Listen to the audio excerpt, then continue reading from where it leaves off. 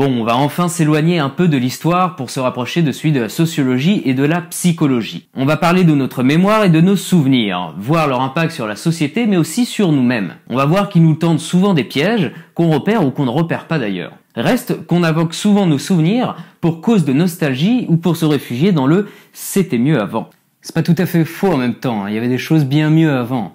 Oui d'accord, mais moi ce qui m'intéresse c'est de savoir pourquoi cette expression est si généralisée et quasi admise par tous. Ok, il y avait sûrement des trucs mieux avant, mais pas tout quand même. En tout cas, si tout n'était pas mieux avant, il y a plusieurs sujets qui reviennent au repas de famille. Seulement en France, aujourd'hui, tout va à volo. On favorise les bons à rien, les parasites. J'ai pas raison? Merci. Et ça rapporte à qui tout ça, hein, je vous le demande? Au Metec, au Bico, au Rastaquaire, j'ai pas raison? Merci. Bien sûr. Hormis ces sujets-ci, on retrouve aussi des sujets liés directement à nos goûts. La musique, les films, l'art en général, des sujets qui sont relatifs aux dépens des sensibilités de chacun. On associe aussi souvent la nostalgie du bon vieux temps passé sur des sujets liés à nos impressions. La sécurité dans la rue, la pollution ou le niveau scolaire. Des sujets qui sont donc moins évidents à contrer comme ça, à la volée. C'est un peuple qui déteste cela. Car ce sont des sujets qui sont souvent bien essentialisés, qui ne sont pas analysés ni dans un contexte précis, ni lors d'une période donnée. Tout le contraire de ce qu'on fait en histoire en fait. Car se basant davantage sur la mémoire pour juger et non plus sur la connaissance. Mais bon, là je m'égare. Si tu devais prendre du temps pour défendre chaque sujet victime du c'était mieux avant, il y a moyen que tu fasses un live qui bat tous les records, tous médias confondus. Pense-y mec. Non, moi je veux savoir s'il y a des raisons profondes pour qu'on soit à ce point convaincu par moment que c'était mieux avant. Bon, premièrement, on peut expliquer ce réflexe par des hypothèses qui sautent aux yeux. C'est clair que plus on connaît une chose, et plus cette chose nous est rassurante. J'ai pas dit appréciable encore, mais juste rassurante. Quand on est amené à déménager dans une autre ville par exemple, et encore plus si cette ville est dans une région bien différente, on n'est pas forcément rassuré. Et il est possible qu'on soit d'abord nostalgique de notre ancienne demeure, ville ou région, avant d'apprécier la nouvelle. Par contre, ce qui est moins lucide, c'est que plus on voit quelque chose, et plus on l'apprécie. C'est ce chercheur qui a mis en expérience cet effet. Et l'expérience était simple. Zhajong, Monsieur Z a appris un panel de volontaires et leur a fait diffuser une douzaine de mots, des mots de 7 lettres, mais des mots inconnus ou inventés, et en fait sans signification. Monsieur Z a juste dit au sujet de l'expérience, ne vous inquiétez pas, ce sont juste des mots turcs, comme seule condition pour juger les mots. D'accord, faisons comme ça. Ravi de t'avoir revu, l'ami. Sauf que certains étaient diffusés jusqu'à 25 fois, quand d'autres une simple fois. Et là, Monsieur Z leur demande un truc intéressant. Après avoir diffusé tous les mots pour chaque volontaire, il va leur demander de juger les mots comme positifs ou comme négatifs. Et comme vous en doutez, plus le mot était répété, plus les gens lui attribuaient un sens positif. En même temps, c'est pas si étonnant. On l'a tous subi cet effet d'exposition, que ça soit avec les pubs ou plus malicieusement avec les musiques publicitaires. Ah, j'ai faim moi.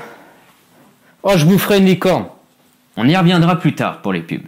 Ce qui est intéressant, c'est que sans aucune base pour juger, on va ressentir naturellement du positif envers les stimuli qu'on va avoir plus l'habitude de voir. D'accord, mais ça explique pas pourquoi c'était mieux avant ou pas. J'y viens, mais je veux qu'on garde bien à l'esprit le rôle des sentiments dans notre capacité de jugement. En fait, le temps vécu ou qui reste à vivre pèserait beaucoup sur nos capacités mémorielles en jouant sur nos émotions. C'est ce qu'on appelle l'effet d'effacement, un phénomène expliqué par la théorie de la sélectivité socio-émotionnelle de Carstensen. Désolé de ne pas entrer dans les détails, je laisse les liens dans la description, mais c'est qu'il y a un certain jargon à maîtriser et que je n'ai pas, et je vais plutôt m'intéresser aux résultats. L'expérience montre que les personnes les plus âgées, ou pour les personnes proches de la fin, en fait celles qui ont conscience du temps qui reste, vont retenir majoritairement des expériences ou des souvenirs positifs. Un des trucs, c'est de leur raconter des histoires qu'on ni queue ni tête. Comme la fois où j'ai pris le ferry pour aller à Shelbyville. J'avais besoin d'un lacet neuf pour ma chaussure. A contrario des plus jeunes dans la vie qui retiennent davantage les négatifs. Idem quand on fait passer des lots d'images négatives, positives ou neutres à 3 groupes d'âge différents. Les groupes les plus âgés retiennent plus facilement les images positives. Grosso modo, on pourrait presque diviser d'un côté les aînés qui retiennent plus les positifs, et les jeunes qui ne voient que tout en noir. La vie est souffrance, la vie n'est qu'une souffrance. On nous apprend à croire à des contes de fées aux fins heureuses, mais seules les ténèbres existent, une noire et déprimante solitude qui te dévore l'âme. Carstensen nous dit que c'est la perception du temps qui nous reste qui nous rendraient plus sensibles au positif. Une autre expérience de Sandrine Vieillard, et sans mauvais jeu de mots, et Alexa Pijoff nous confirme que le vieillissement affecte réellement la mémorisation des stimuli positifs ou négatifs. Et ici, en l'occurrence pour cette expérience, la musique. Bon, où est-ce qu'on en était? Ah oui, faut pas oublier que j'avais un oignon à la ceinture. C'était la mode à l'époque. On trouvait plus d'oignons. Bon, pour résumer, on voit qu'il est très difficile de fournir un jugement 100% objectif. Surtout quand cela concerne des sujets dont on ne connaît peu ou pas grand-chose. En plus, il semblerait qu'il y ait un décalage entre les jeunes et les vieux. Et pour ne faire qu'un pas entre ceux qui éduquent et ceux qui sont éduqués. Ça veut pas dire que j'ai forcément tort quand je dis que c'était mieux avant. Du genre la pollution, tiens. Eh ben on est bien dans la merde aujourd'hui. Mais oui, c'est clair, on n'a pas forcément tort quand on dit que c'était mieux avant pour certains sujets. Surtout que pour l'écologie, faut admettre, tous les indicateurs nous montrent bien que nous sommes dans la merde. Non, moi je voudrais savoir si on n'utilise pas l'expression trop facilement pour des sujets difficiles à trancher et surtout liés à notre impression.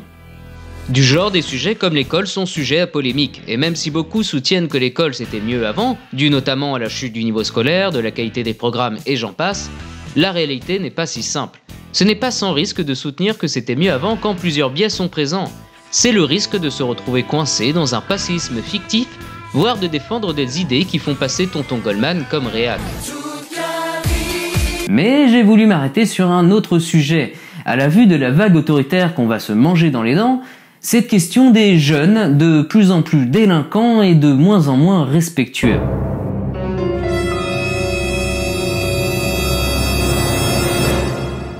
Marseille et sa violence, Marseille et ses effectifs policiers insuffisants. Où est le vrai? Où est le faux? Réponse Audrey Goutard. Pas de doute, Marseille est une ville violente. Les chiffres sont là. On parle aujourd'hui d'alerte rouge avec des statistiques spectaculaires. Ces 12 derniers mois, les atteintes à l'intégrité physique auraient progressé de 2,9%. Reste le point noir, la délinquance des mineurs en forte augmentation, près de 17% pour l'ensemble de l'année 94. Évidemment, la télé joue son rôle en gonflant le syndrome du grand méchant monde. Et je vous laisse d'ailleurs vous délecter de cette magnifique vidéo d'Horizon Gull sur le sujet. Du coup, je me suis décidé d'analyser un sujet parmi d'autres, notamment celui de la délinquance juvénile. Oh, le respect est mort chez la jeunesse. Ça frappe de plus en plus jeune et de plus en plus fort, à ce qui paraît. Bon, pour la première affirmation, comme quoi les jeunes sont de moins en moins respectueux, je te rassure, le sujet est en débat depuis plus ou moins longtemps. Les jeunes d'aujourd'hui aiment le luxe, méprisent l'autorité et bavardent au lieu de travailler. Ils ne se lèvent plus lorsqu'un adulte pénètre dans la pièce où ils se trouvent.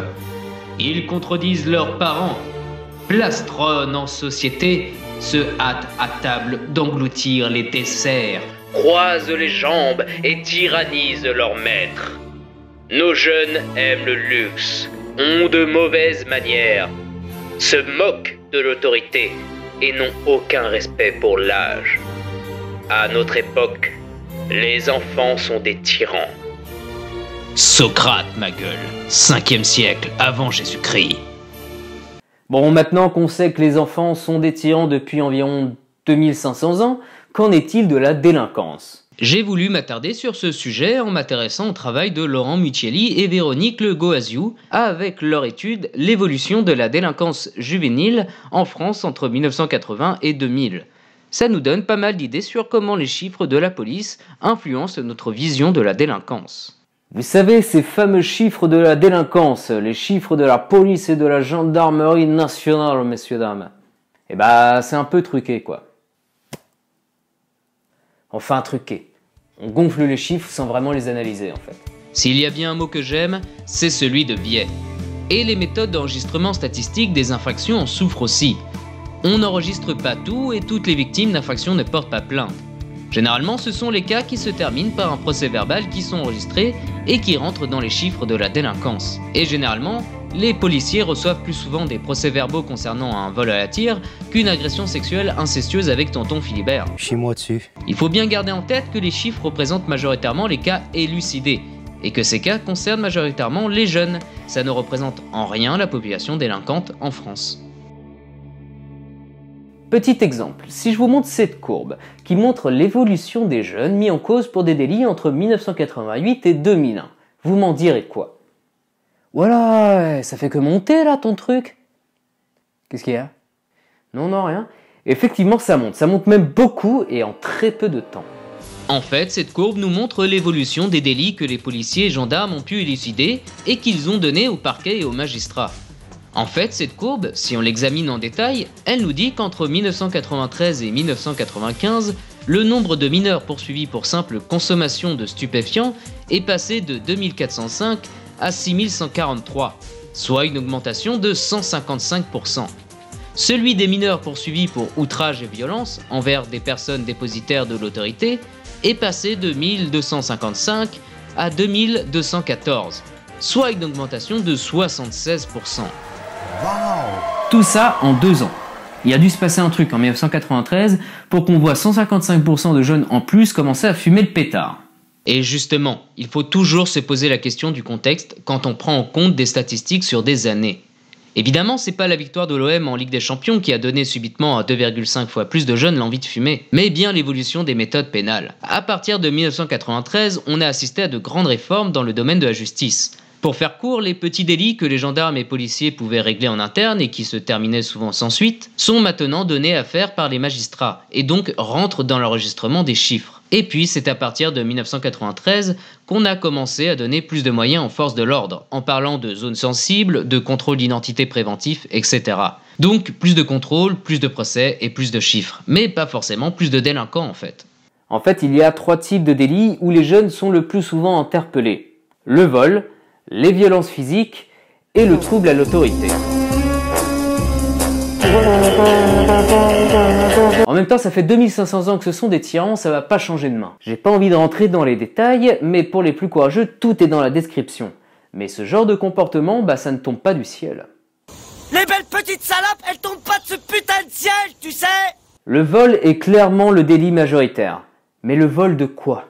Ce sont souvent les vols d'objets qui sont en vogue dans notre société. Les tablettes, les téléphones, les fringues de marque, etc. On voit une corrélation entre la société de consommation et l'augmentation des vols de biens de consommation en vogue. Les décennies passent, mais ces analyses semblent globalement toujours pertinentes. A fortiori, lorsque la société de consommation continue de se développer, tandis qu'un chômage de masse s'y est installé. La comparaison de la courbe du taux de croissance des vols et celle du taux de chômage des jeunes de moins de 25 ans non diplômés fait ainsi ressortir une forte similitude.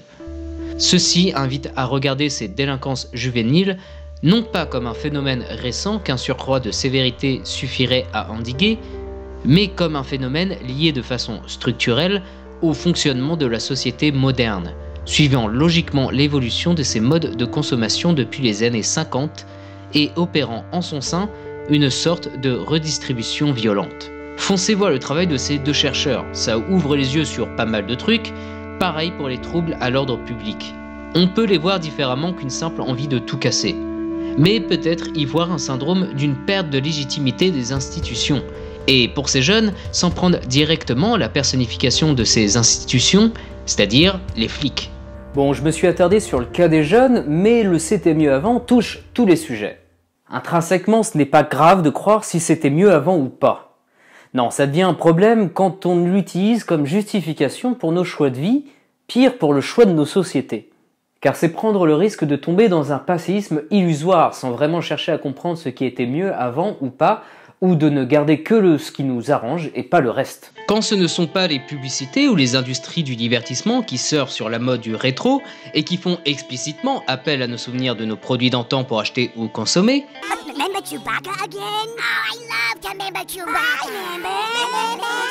on retrouve ce discours chez les décisionnaires politiques et économiques. Et on a le droit à plusieurs contresens pourtant simples à élucider. La délinquance, c'était mieux avant, parce qu'à l'époque, l'autorité de l'État était présente partout. Vous avez assez de cette bande de racailles. On va vous en débarrasser. L'école, c'était mieux avant, parce qu'on enseignait le roman national et que nos jeunes étaient fiers d'être français. L'Europe, c'était mieux avant l'espace Schengen, parce qu'on avait le contrôle des frontières et donc moins d'immigrés, etc., etc. On joue sur une impression du mieux avant, pas forcément vraie ou fausse, mais c'était mieux avant, voyez-vous, parce qu'à l'époque, on avait une solution toute faite, mais qu'on n'utilise plus aujourd'hui. Et bien ça, c'est trafiquer le rapport entre cause et effet. Croire que l'école c'était mieux avant parce qu'on enseignait des vrais trucs utiles, c'est oublier qu'après les années 70, ce sont des millions d'élèves qu'il fallait éduquer, en plus dans les collèges uniques et les lycées jusqu'au bac. Et donc revoir la totalité du fonctionnement de l'éducation nationale qui ne se limite pas à la refonte des programmes. Du coup, c'était mieux avant pour qui? Par rapport à quoi? C'est plus général comme problème, comme pour le chômage ou les soi-disant problèmes liés à l'immigration. Nique ta mère. Ça a l'air d'être anecdotique ce que je raconte, mais cette mécanique de l'esprit qui nous fait voir l'avant comme mieux et l'après comme pire joue un rôle crucial dans nos décisions. Surtout si nos aînés ont plus tendance à soutenir que c'était mieux avant, sachant qu'ils représentent une légitimité du discours par leur âge et leur rôle. Ce sont nos parents, nos professeurs et nos politiciens. Il est clair qu'on sera influencé dans nos choix, allant jusqu'à élire un candidat portant un discours du passé en usant et abusant de rhétorique efficace, tout ça enrobé d'un parfum de modernité. Et au pire, il dira qu'après tout, c'était mieux avant, pire que c'est mieux ailleurs, et qu'on n'a pas le choix de faire autrement.